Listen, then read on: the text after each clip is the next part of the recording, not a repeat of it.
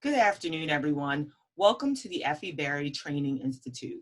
Today, we'll be having a virtual workshop on monitoring and evaluating regional early intervention services.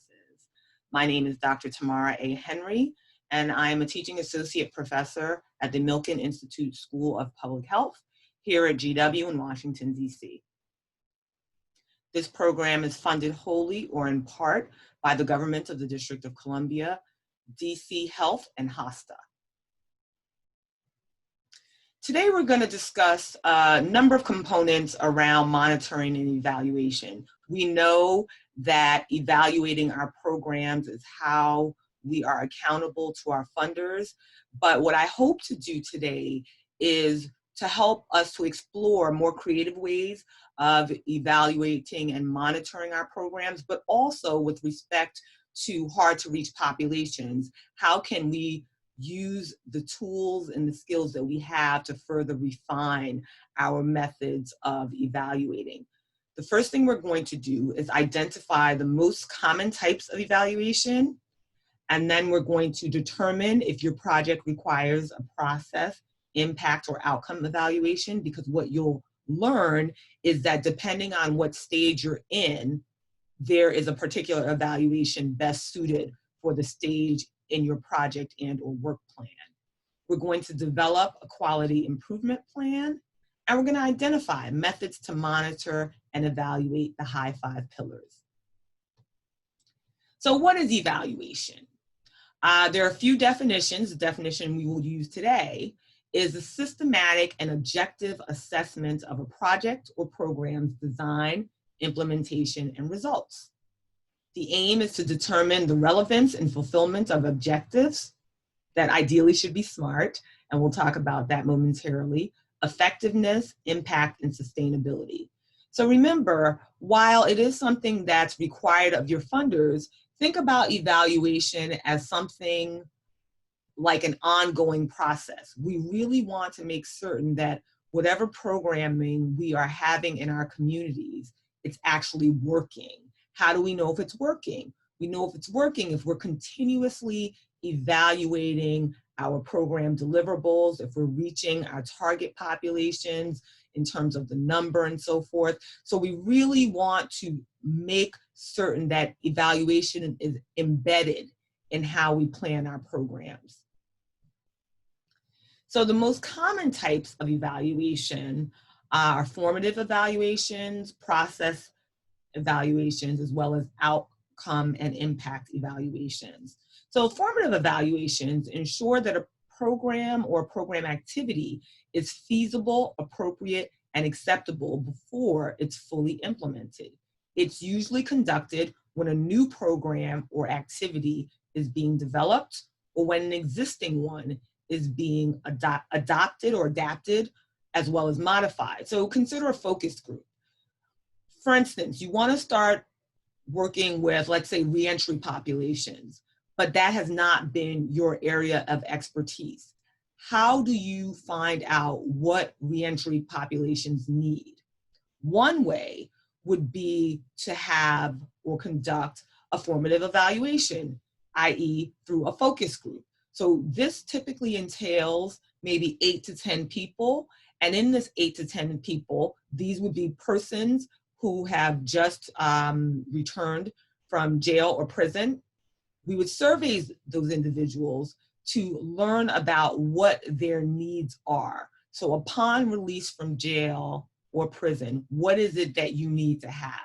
Because again, if this is a new population that we have yet to work with, it's important for us to get some idea of what the needs are. So on one hand, some people may say, well, 8 to 10 people, I mean, why is that even a thing? Why would I use 8 to 10 people to form my whole program? I would say consider that you had none to begin with. Consider that this is a new area for you. And other than what you may have read in a textbook or just learned via osmosis, you have a captive audience in the 8 to 10 individuals who were recently released, and they can tell you what it is they're looking for. So it may be work, it may be housing, it may be looking for IDs or trying to get a state ID so that they could be employed. But what you would do is take some of the common themes that you heard in that focus group to really consider how you can plan a program for that particular cohort. So think about it as a very kind of quick and dirty needs assessment. And don't get me wrong, formative evaluations can be extremely extensive. It doesn't mean that it's one focus group that happens one point in time.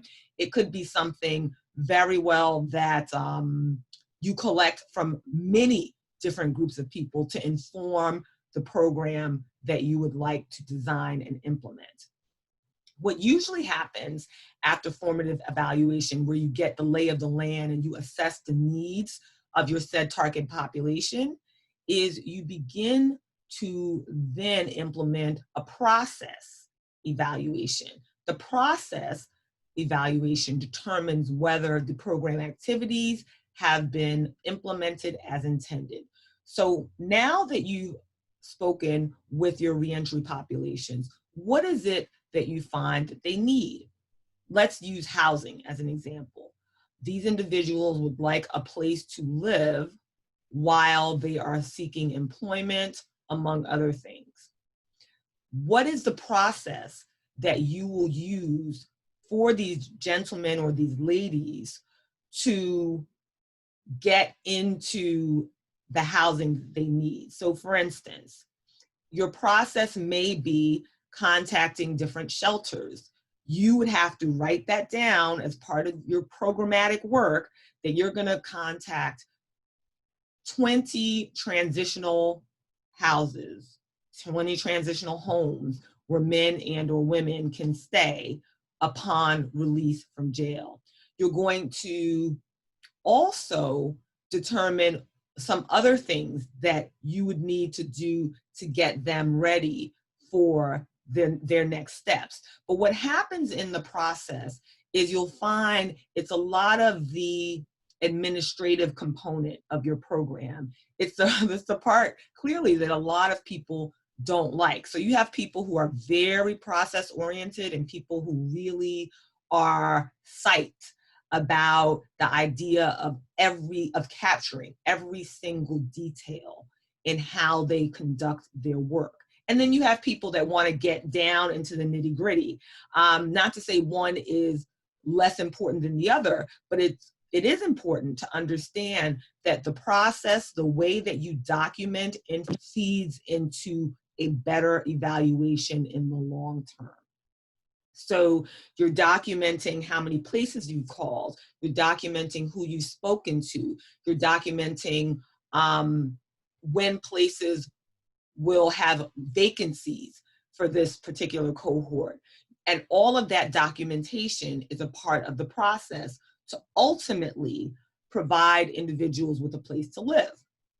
So from process, we go to the outcome evaluation. Outcome evaluation measures the program's effects in the target population by assessing the progress in the outcomes or outcome objectives that the program is to achieve. So now that you see, let's say 11 places out of the 20 you contacted will have vacancies at the end of July. What does that mean? In an outcome evaluation, you're going to see how many people that you can actually place in housing. And you're going to measure that based on the things that you may have noted for your process evaluation. So the outcome is really looking at the effects that your program has on the target population. And then the impact is the assessment of whether or not your program was effective, period, right? So did you achieve your ultimate goals? I like to consider when we talk about evaluations, because evaluations happen in what we call a very smart way, in quotation marks. You may remember that when we have SMART goals and objectives, we're talking about SMART objectives being specific, measurable, attainable, realistic, and timely. So when we look at our various evaluations, one of the little cues that you should consider when deciding what kind of evaluation should I use for my program is this. How long is your program to begin with? Is your program a program that is funded for only 1 year, or is your program funded for up to 3 years? So when your program is funded up to 3 years, you very well may be able to conduct an impact evaluation, because you will see if the intervention or your program design had any impact on your population. So that's very important. The time frame in which you have to really show results, probably one of the most important things you can do is consider, how long am I funded for? Because based on how long you're funded for will really speak to the type of evaluation you can conduct. So if you're only funded for 1 year, I strongly suggest that you only incorporate a process evaluation where you document what exactly you are going to do to get your program up and running, right? So this is primarily administrative. It may be creating pamphlets. It may be making phone calls. It may be designing pamphlets and or literature for a particular population. And at what point in time everything happens. So if you had to make your 20 phone calls by the end of month 1, that is part of the process. If you had to design pamphlets and have pamphlets vetted by the population, that may be at the 3-month marker. And then if you wanted to deliver these pamphlets to said population, so say the goal in your process evaluation was to deliver 1,000 pamphlets, that's what you would do. You would deliver 1,000 pamphlets. And that would be your process for the year. So really think about that. In the process, we're actually not seeing any sort of behavioral change. We're literally documenting and responding to the question, did I do what I said I was going to do? In your outcome evaluation, say you have greater than a year, at this point you can implement your program, i.e. you've utilized the processes necessary to reach your target population. You've designed an intervention. So let's say you have a health education program that you want to put forth. Consider, again, in the outcome, you would like your population to know more about HIV and transmission than they knew. You will want them to know more after your intervention, essentially, right? So after your intervention, the hope is that these individuals are more knowledgeable. So when you're designing an outcome evaluation, you should consider that we are trying to increase knowledge and skills, or change knowledge and skills and attitudes of a particular population, which can happen over the course of a year or greater if you have that kind of time, and especially if you're working with the same cohort for more than 3-month intervals. You'll see that the knowledge, attitudes, and skills and so forth can change over that time. Impact evaluation, that typically happens depending on when you're funded, but we like to think that the behavior really changes after an intervention of 2 years or so. So we're looking at you implementing the process, changing the mindset in terms of adding more knowledge to your population base. And then now that these individuals have the knowledge, are we really going to see anything happen by way of less HIV being transmitted among certain populations? So the impact is ultimately, what is it that we hope to see when our intervention is all said and done? And that ties back into your goals and objectives. So look at some of the questions that we are asking in your process evaluation, and think about your programs that you have in place now that you are doing this. And if you are doing it, what are you calling it? Are you aware that it's a process evaluation? Is your program officer and or program manager, the funding source, aware that you're doing these things already, and are you documenting it as such? So as mentioned earlier, it determines whether your program activities have been implemented as intended and resulted in certain outputs. You can conduct a process evaluation periodically throughout the life of your program and start by reviewing the activities and output components, especially if you have a logic model, which is a completely different discussion, but logic models help you to really see what it is that your program is trying to achieve. So that is something that's really, really helpful, and it sets up your process impact and outcome in very clear deliverables. So the results of your process evaluation will strengthen your ability to report on your program and use information to improve future activities. It allows you to track your program in terms of the who, what, when, and where questions. So, to whom did you direct your program's efforts? Is a question that your process evaluation may answer. What has your program done? It's a question that you should be able to answer, but it also should be documented in your process evaluation. When did your program activities take place? As I mentioned, you want to be very certain that everything is timely and it's noted in the way you are documenting what it is that you are doing. Where did your program activities take place? So did they take place at the church? Did they take place at the school? Did they take place on the sidewalk? All of those things, again, documentation, it's extremely administrative. What are the barriers or facilitators to implementation of program activities? That's especially important because one of the things that a process evaluation provides us with is the point where we should actually stop and think about how we were going to get our individuals. So as I mentioned earlier, a formative evaluation is a fantastic evaluation to use when you don't know your population.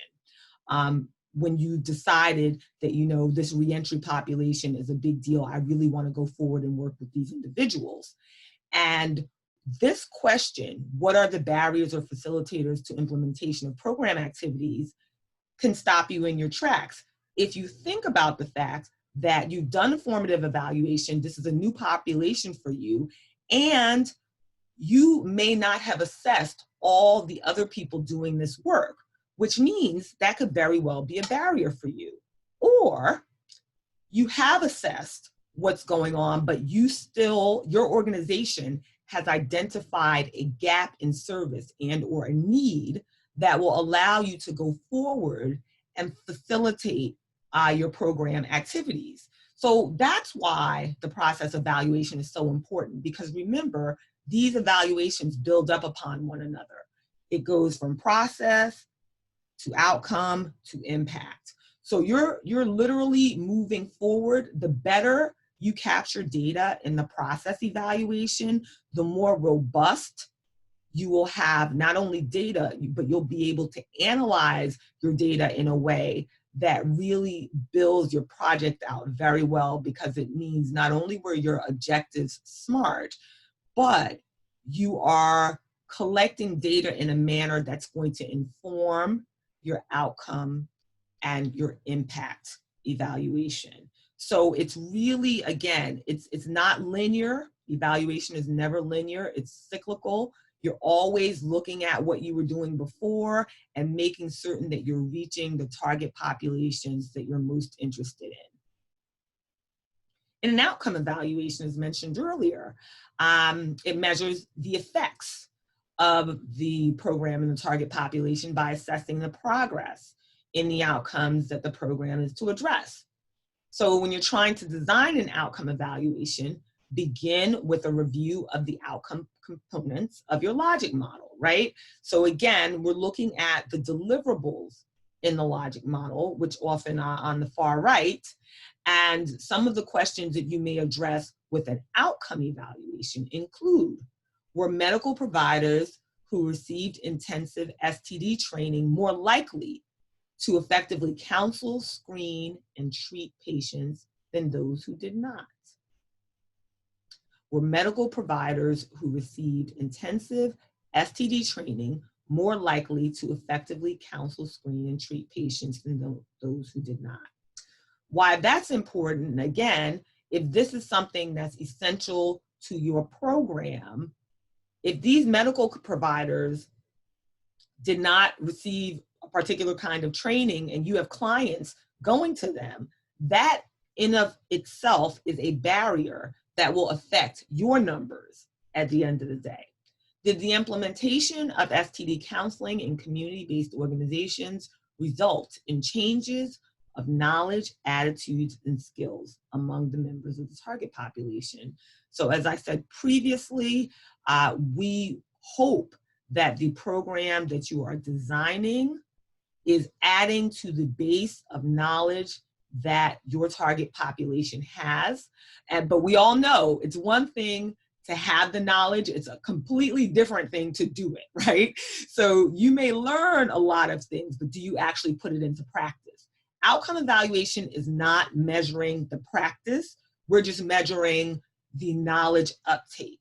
Do you know how to navigate healthcare as a result of your intervention, of the organization's intervention? Did the program have any unintended, whether beneficial or adverse, effects on the target population?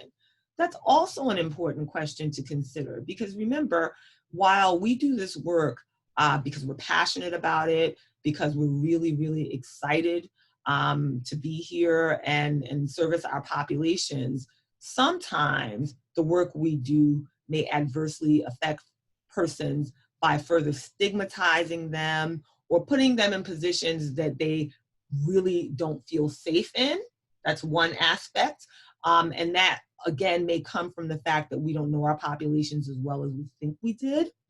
And then on the other side of that, we can have some benefits. Perhaps being in your program or being exposed to your intervention has one of the more positive effects on the target population, such that they are sharing with other people what they have learned as a result of your programming, which really is one of the things that is especially helpful in program planning, but especially when you consider the type of information that we're teaching people, that we want them to learn, that we want them to take back to their communities. So when we have an effect like that on individuals, that's fantastic. That's the direction that you want to move in. But if you are evaluating on a regular basis, you will learn very soon whether or not your program is benefiting your community or if it's harming your community. Do the benefits of the STD activity justify a continued allocation of resources? So remember, evaluation is all about accountability. We are accountable to our funders. How are we ensuring that our program planning is the best use of this resource? So you've been funded for 2 years. Are we moving in a direction that we see or that we can justify to funders that they are in fact getting a return on investment? That's what we want to be able to consider. Every time we're looking at our data, we're looking at the results, all of the funders now want to know about our sustainability plans. Is this use of resources a good use of resources, but also, is it sustainable? So again, this is just a chart of the types of evaluations where we have our formative evaluation, our process evaluation, our outcome evaluation. One of the things that we actually don't cover because of the subject matter is a cost-benefit analysis, a cost-utility analysis, a cost-effectiveness evaluation. or a cost analysis in general. So a lot of those we don't do for this type of work, but in more healthcare administration, we see a lot more cost benefit analyses. And then in the impact evaluation, which typically takes place at the end of your program or in very time sequences, such that the thought is how long, if you know your population well enough and you've done your literature review, you should know how long it would take before we see an actual behavioral change. So in some populations, let's you go back to our HIV positive folks or HIV negative folks.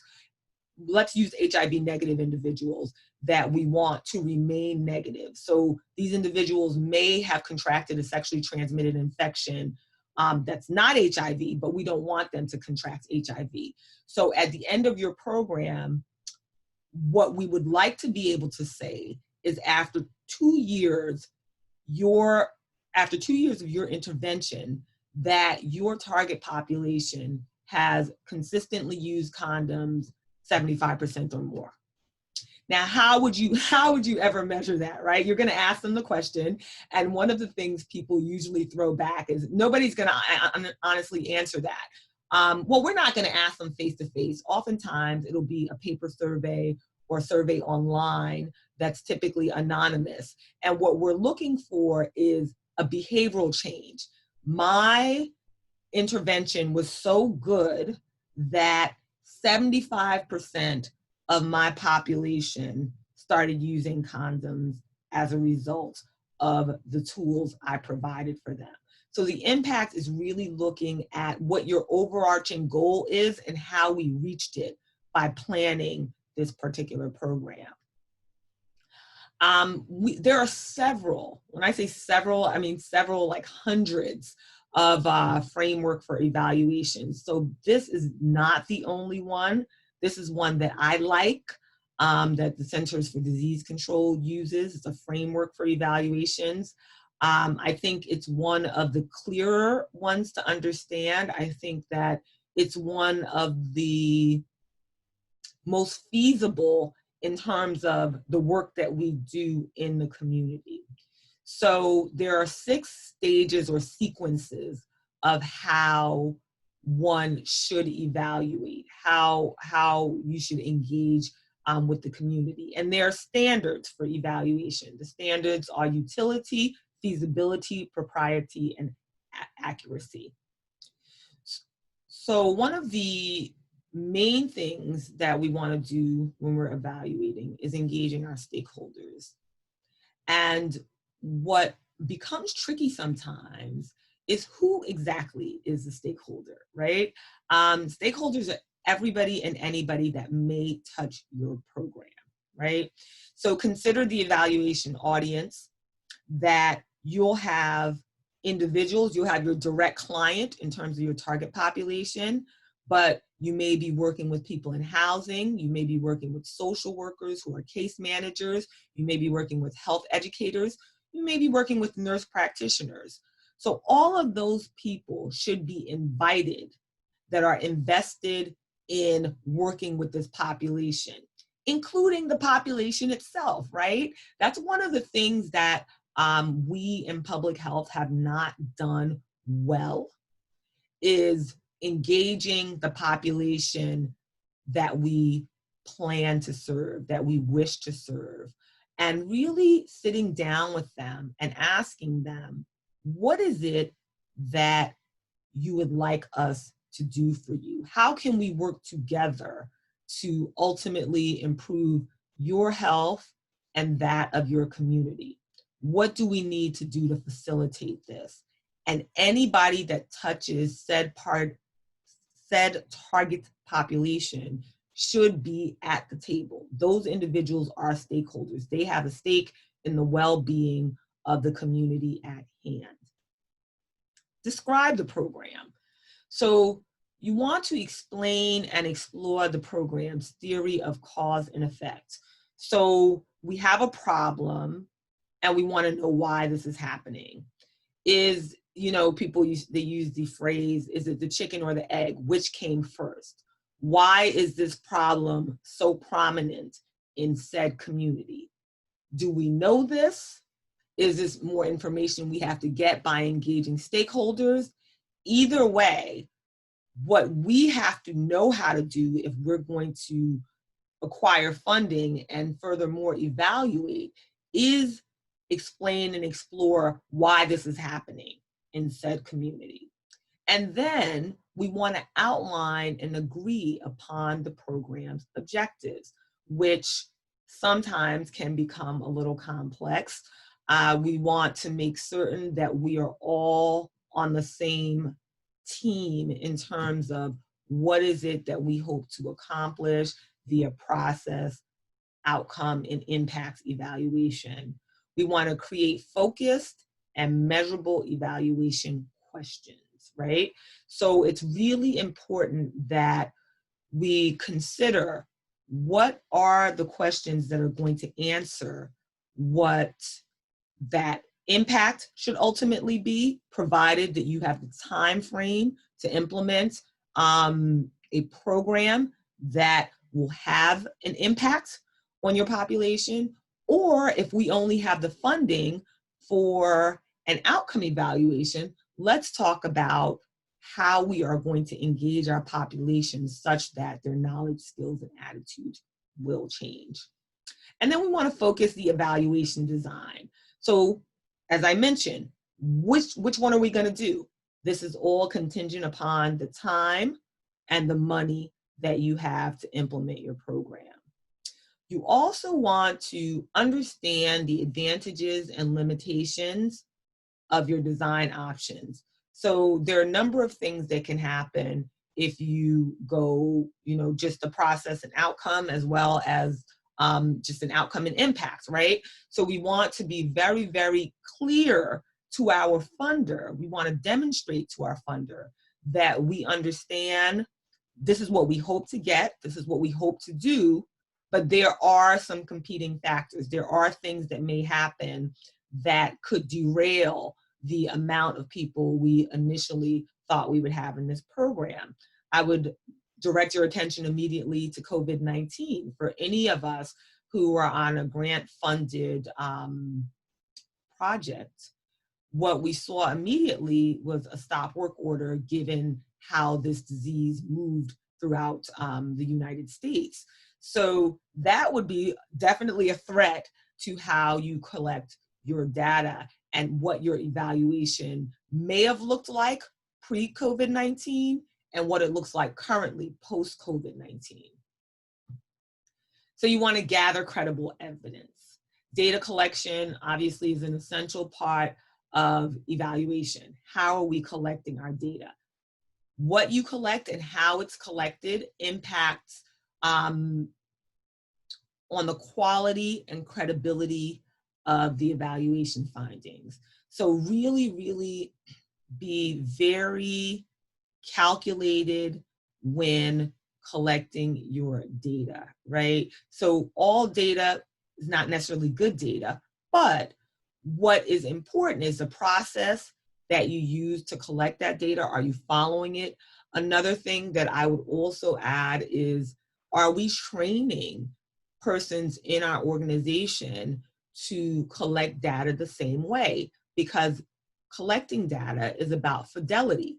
How are we collecting our data? And we hope that in organizations that we have an evaluator that their job is to do just that. And the persons who are trained evaluators, this is a non-issue.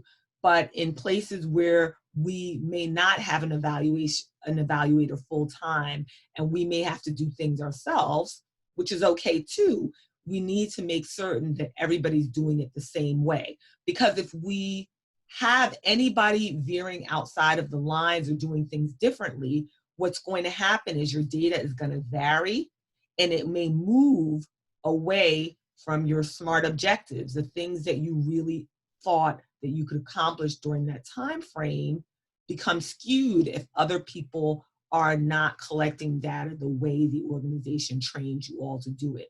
So we want to make certain that when we are collecting our data, that we're doing so with fidelity and that we are doing it in the same manner so that ideally we will get the same results. And then you want to justify your conclusions. You want to use evidence and subsequent data analyses to help answer the main research questions and create conclusions and recommendations based on findings. So justifying conclusions typically occurs in big study research. You may not have to do that in your program, but I think that even though you may not have to justify conclusions, one of the things that you want to hone in on after you collect your data is looking at these findings. What is it that you learned as a result of collecting data? Because the wonderful thing about data is that it will open us up to so many phenomenal things in terms of what went really, really well and what didn't go as well. And what do you do when you've been working on something for almost 2 years and you're finding out that you're not seeing what you hope to see? Is it an external influence? That's why that documentation is very important in your process evaluation, in your work plan, etc. Is it an external influence, or is it something that changed with the population, but just being so hypervigilant and aware of how your population is moving and what is going on in the community really speak to the findings? Because what's going to happen is essentially those findings can be used as leverage for why you have to conduct more program planning and design, because you found that your curricula was so fantastic and the uptake of knowledge was so high that maybe you want to scale up and move from the 100 people that you implemented this curricula with, and now you want to move up to 500 people. And the findings are telling you that you should move up to 500 people because your curricula was readable. All populations were able to read and understand your curricula. They were able to answer the pre and post-test questions, and everybody scored higher on the post-test questions. You gave satisfaction surveys to your population. They loved the curricula. They found that it was relatable to their said population.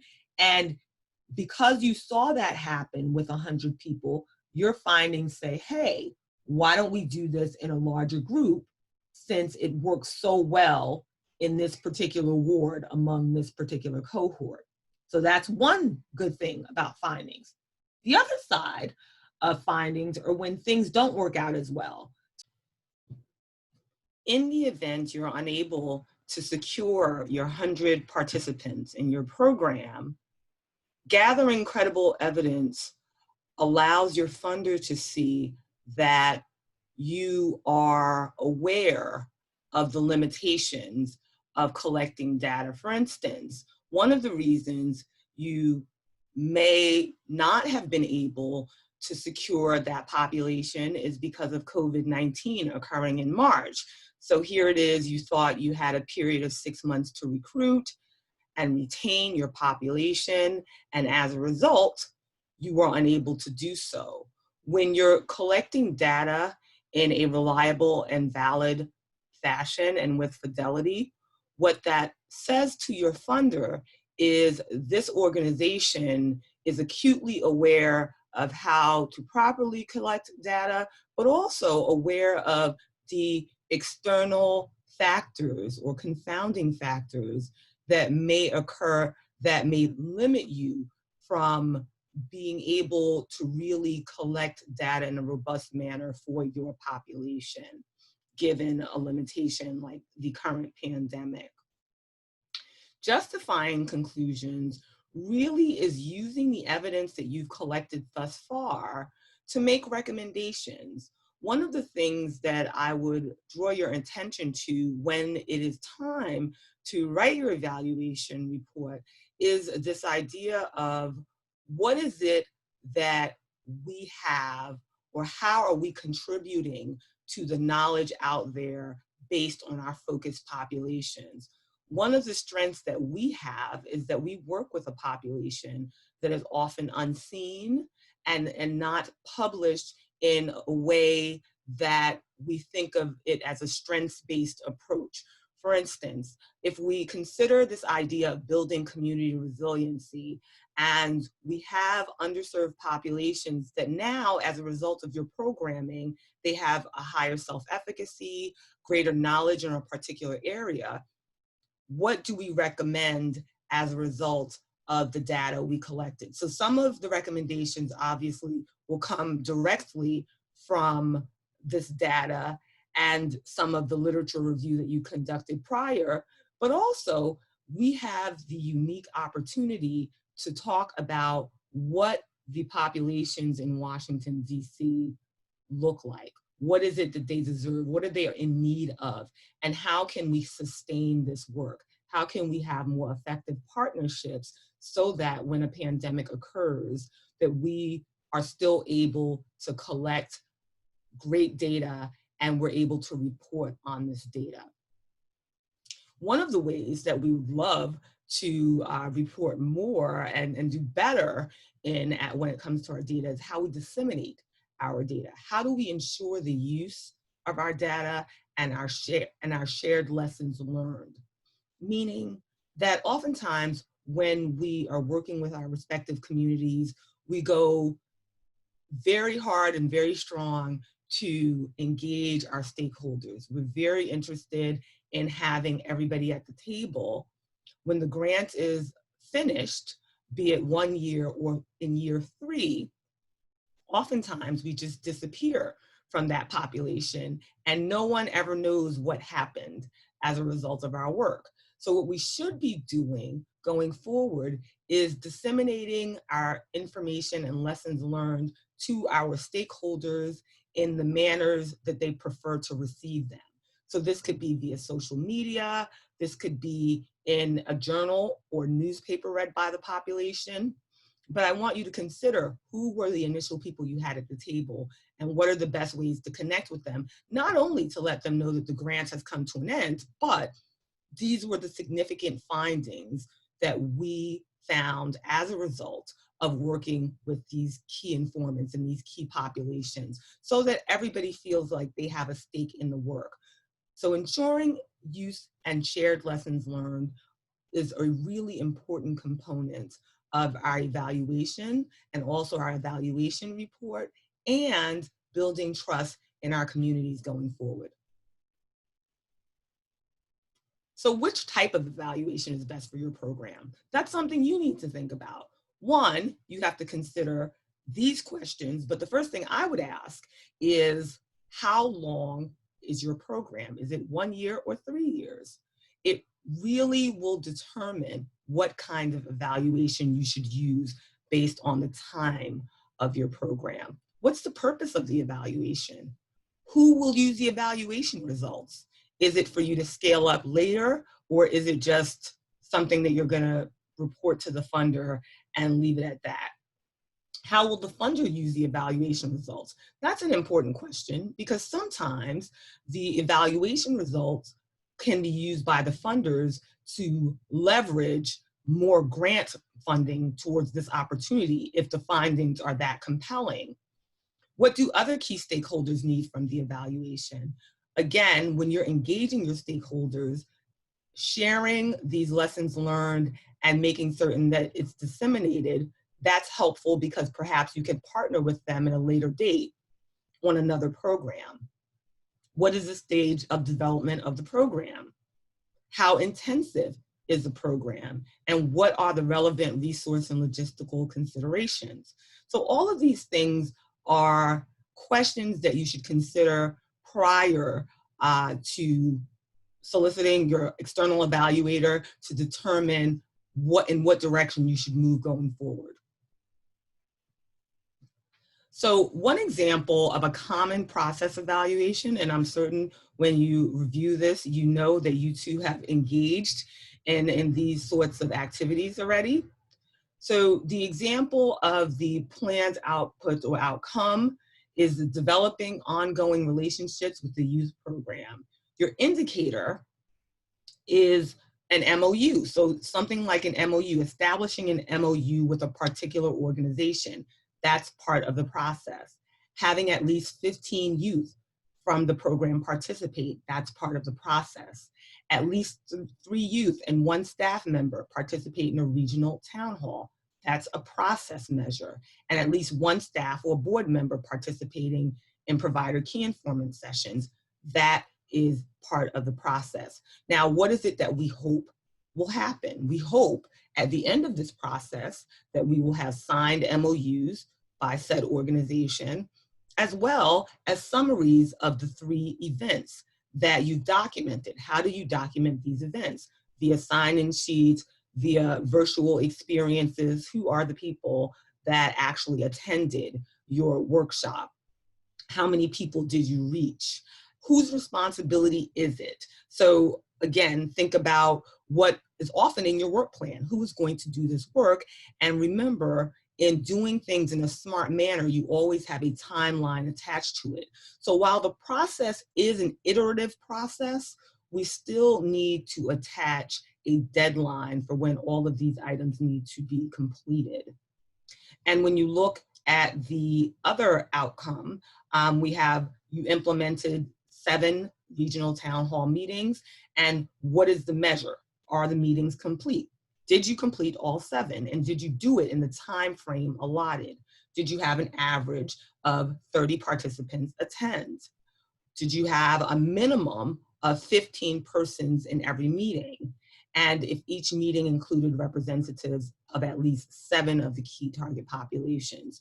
So note, it's really the administrative component of how we move the activities, our grant, in the manner that it should be going. It just so happens that you're just documenting to death. You have to document everything. And by the time you are finished, what we're hoping to see is this build up to an outcome and an impact evaluation over time. So when do you use each evaluation? Again, it depends on the time frame that you have and what it is you're trying to achieve. So what is the problem? After you identify the problem and you want to consider what are the factors for why this problem exists, what interventions may work? Because remember, in public health, we have several interventions. The only thing that we don't have is these interventions used among every single population. So perhaps you can use an evidence-based intervention in your population, and let's see what the results are. What interventions and resources are needed? Are we doing them correctly? So are we conducting our process evaluation, our outcome and our impact evaluation in the manner that we should? Again, with fidelity. And then our outcomes and impacts. Are collective efforts being implemented on a large enough scale to impact the epidemic? Or are we beginning with a pilot study, because this is just seed funding, to really see what is going on, to assess what is going on in our respective community before we can scale up to an outcome and impact evaluation? So it's activity time. And during this activity, we're going to look at the scenario to increase condom usage among high school students. So let's imagine that DC public schools have decided to implement an HIV prevention program for their students, aimed at reminding high school students of the importance of using condoms each and every time they have sexual intercourse. Below is a brief description of the program. So its purpose is to increase condom usage among 14 to 18-year-olds in DCPS and ultimately reduce the incidence of HIVs and STIs. Condoms were distributed in high schools located in wards 5, 7, and 8. And then a campaign was created to educate about proper usage of condoms with celebrity speakers brought into classrooms. Pamphlets were sent home with students, and a broad media campaign was had among the respective wards. So some of the activity questions, I want you to think about what box would you put them in. Is this part of the process? Is this part of the outcome? Or is this part of the formative evaluation? What kind of questions are these answering? So the first question, what percent of parents report the pamphlets being sent home with their child? What percent of parents report the pamphlets being sent home with their child? What is the incidence of HIV, STIs among 14 to 18-year-olds prior to and the summer post-program implementation? So we're looking at the new cases of HIV and STIs among 14 to 18-year-olds. Assess the strengths, areas for improvement in an initial pilot program. What kind of evaluation would take place for something like that? Were 14 to 18-year-olds satisfied with program messaging? What was the percent increase in condom use among 14 to 18-year-olds in DCPS? What percent of students are receiving in-class instruction on condom use? What were the number of condoms distributed to each school? So each question for you should immediately have you thinking about what kind of evaluation would I need to do to answer some of these questions. So when we talk about assessing the strengths and the areas for improvement in an initial pilot program, immediately we should be thinking about our focus groups and just gathering these thematic data that will steer us in the direction of how we need to be working with our populations. For the process questions, the percent of parents that report the pamphlets being sent home with their child, because remember, we're not looking for an impact or an outcome as such. We're looking at the numeric percentage of the pamphlets being sent home. What percent of the students are receiving in-class instruction on condom use? So you have all of these classes, all of these health classes per week. What percent of the students recall condom use being mentioned in their classes? Were 14 to 18-year-olds satisfied with the program messaging, satisfaction messaging, all again in the process evaluation? What were the number of condoms distributed to each of the schools? So we're looking at a numerical value. You got 1,000 condoms. Were you able to deliver 1,000 condoms to 10 different schools? That's part of the process. Now the outcome is specifically responding to the incidence of HIV and STIs from unprotected sex among 14 to 18-year-olds, as well as the percent increase in condom use among 14 to 18-year-olds in DCPS. So when we discuss monitoring, monitoring and evaluation, it's a term that's used simultaneously because we want you to always be monitoring your program. Monitoring refers to a continuous function that uses systematic collection of data on specified indicators to advise stakeholders, management, and funding sources on the progress of the intervention objectives. So what's the difference between monitoring and evaluation? One is ongoing, the other is periodical. One is regular data collection, which is what we do in monitoring, and the evaluation is specific for a time frame. So you may have a quarterly evaluation due, you may have an end of year evaluation, or even a final evaluation. Our evaluations are used to make judgments, whereas our monitoring is really just used to track results of the program. So what is quality improvement?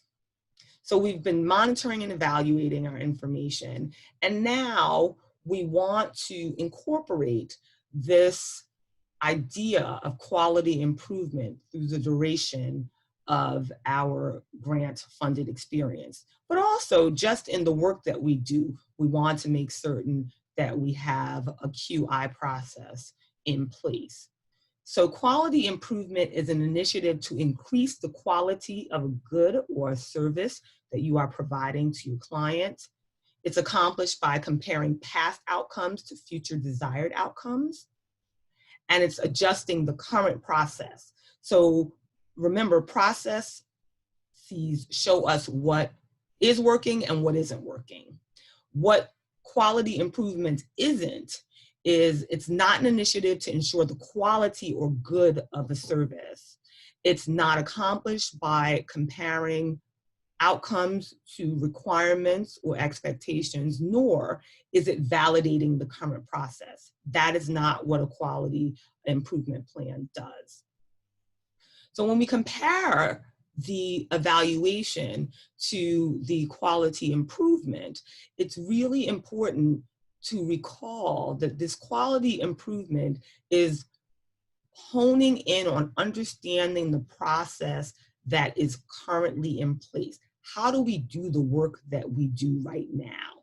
Because remember, our funder wants to know that we have systems that are already in place. We have standard operating procedures that are already in place, and we are an effective and efficient organization, and we are always reviewing our processes so that we can work effectively.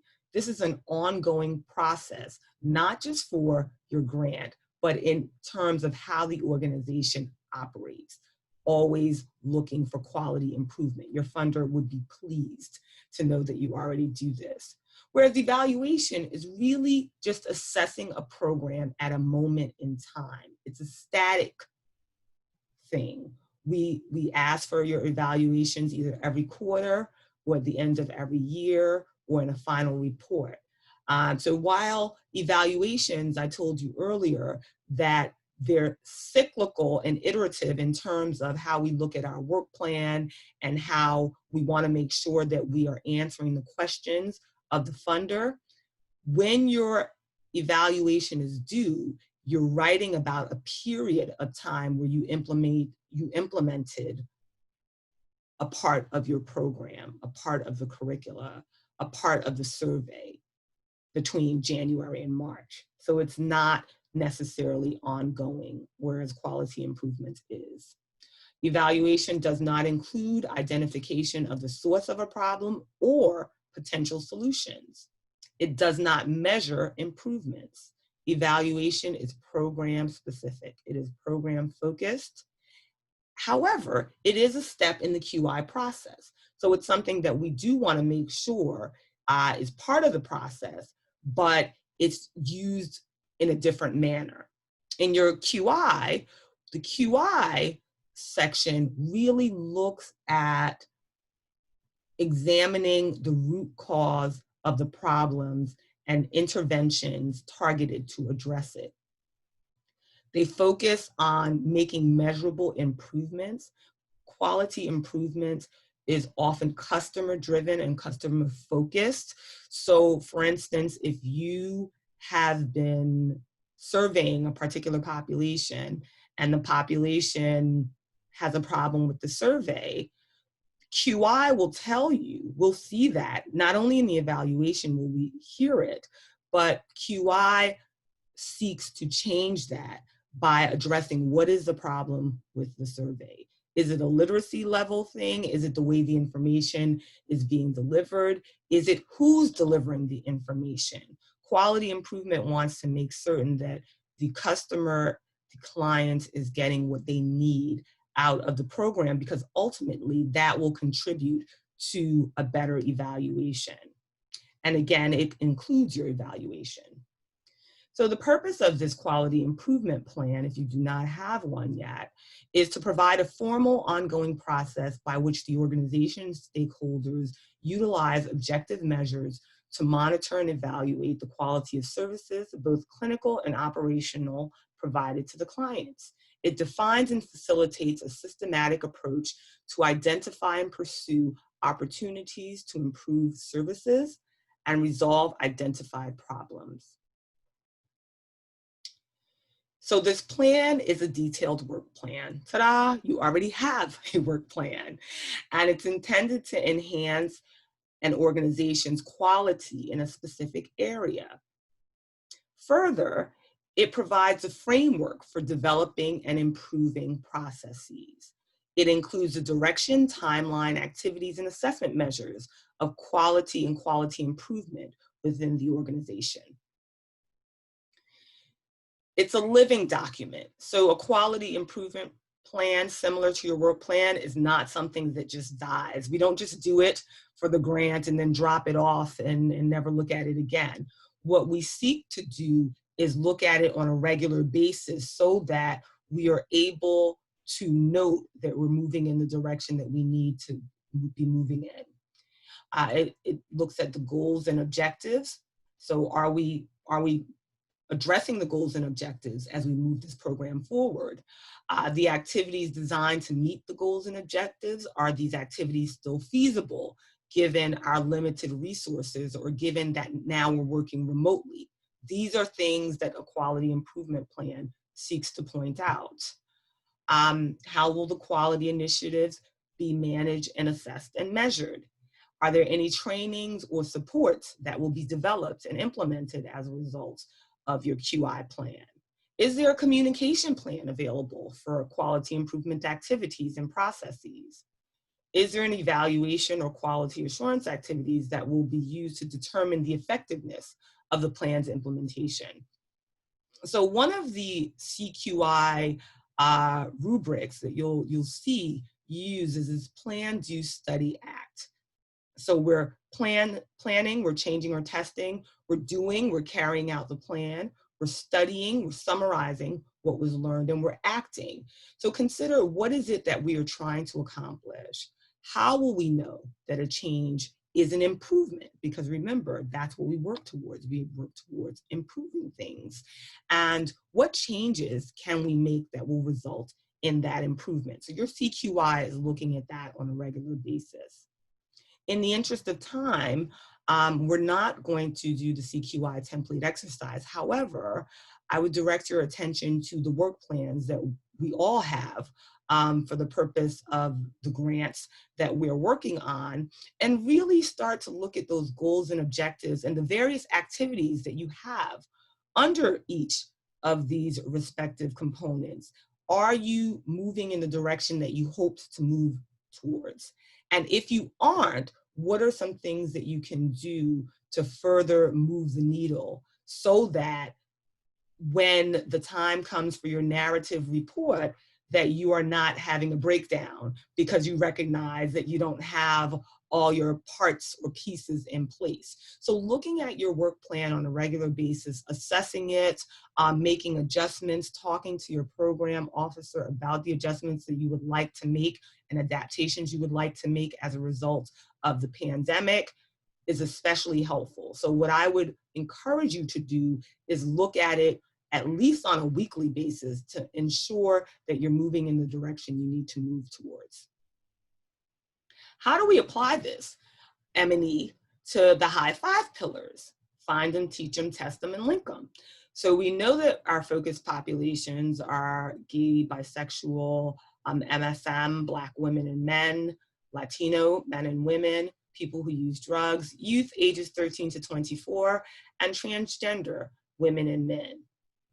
So in finding them, we're going to identify our stakeholders, which we discussed a little earlier, because stakeholders are really the key to making certain we get robust data that we need for our evaluations, but we also need them to, we need that data to be able to leverage later on what we hope to do in our populations. We want to recruit clients from these focus areas. We want to meet clients where they are. Logistically, the client should never be inconvenienced such that they're taking 3 metros and 2 buses to see us. We want to pick a neutral spot for continuity and ease of the client. We want to ask clients what they need, because sometimes we want to give clients things that they don't need. So ask them what they need when you find them. And I think one of the most important parts is this idea of building trust, but also creating authentic partnerships. I cannot mention or say enough the ability to connect with people from the beginning of the grant to the end of the grant, but also just ensuring that you are there for them, builds trust and fosters community in a way that will really help your program in the long run. So teach them. We're going to collect demographic data of potential clients. We're going to create a curricula specific to the needs of your focus population. We're going to utilize an evidence-based curricula, as well as ensure that the curriculum is culturally sensitive so that we're all on the same page with the pronouns, with the language that we should be using in this population. And we're also going to ensure that the literacy level is appropriate at all times. We're going to test them. We're going to collect demographic information of the clients. We're going to host a testing event. We're going to collaborate with other partners to maximize testing the focus population. And we're going to utilize innovative approaches to test. Now that we have this status neutral component, it's important that we not only destigmatize what people think about HIV, but also HIV doesn't have a look. So let's include everybody. Let's get everybody tested as well as our focus populations, because guess what? Our focus populations interact with everybody else. So using those innovative approaches to testing and testing in places that we ordinarily don't test would be a wonderful initiative to move things forward in terms of how we view HIV. And then we want to link them. So we want to collect the client's demographic information related to their social determinants of health. These social determinants of health will allow us to see what the greater needs, what the more holistic needs of the client happen to be. Perhaps housing and/or employment ranks higher for your client than their health right now. If this is the case, we refer our clients to healthcare providers and/or other social services that they may need. And if in fact the client is HIV positive, we want to link them to care and follow up in the 30, 60, and 90-day format. Because again, we know that persons who are positive, one of the best things that we can do is get them into care immediately. So that is how we want to link them. We want that turnaround time to be seamless, and we want to maintain our contact with our clients. And again, if you're fostering this trust and building authentic relationships, this can be done. And then we want to keep them. As I mentioned, they trust you. You are a resource to the community. So how do we retain our clients for at least a year? We want to do that. That's part of our job now because we trust one another and we have an authentic relationship. We are a resource. We are a resource for our clients. We want to refer or provide clients with services that they need. We want to provide a safe space for clients to voice their concerns, as well as the golden rule. We want to treat people the way we want to be treated, right? A lot of times it seems easier said than done, but when you are in a space of serving, the goal should always be to provide the utmost respect in how we interact and engage with our clients. So in conclusion, monitoring and evaluating programs are essential tools for the funder and your organization's programmatic success. A quality improvement plan is a fluid, living document that ensures you are monitoring your progress while creating an organizational culture of quality. And the high five pillars require knowledge of the focus population and the ability to adapt to human behavior change, and also building trust in your community and building those authentic relationships in your community so that they know you are a resource and they share those resources that you provide with others in our community. And from there, we build community resilience and really address our communities from a strengths-based approach and not a deficit model. I thank you again for being with me this afternoon. I hope that you have a great day, and I am here to answer any questions that you may have. Thank you.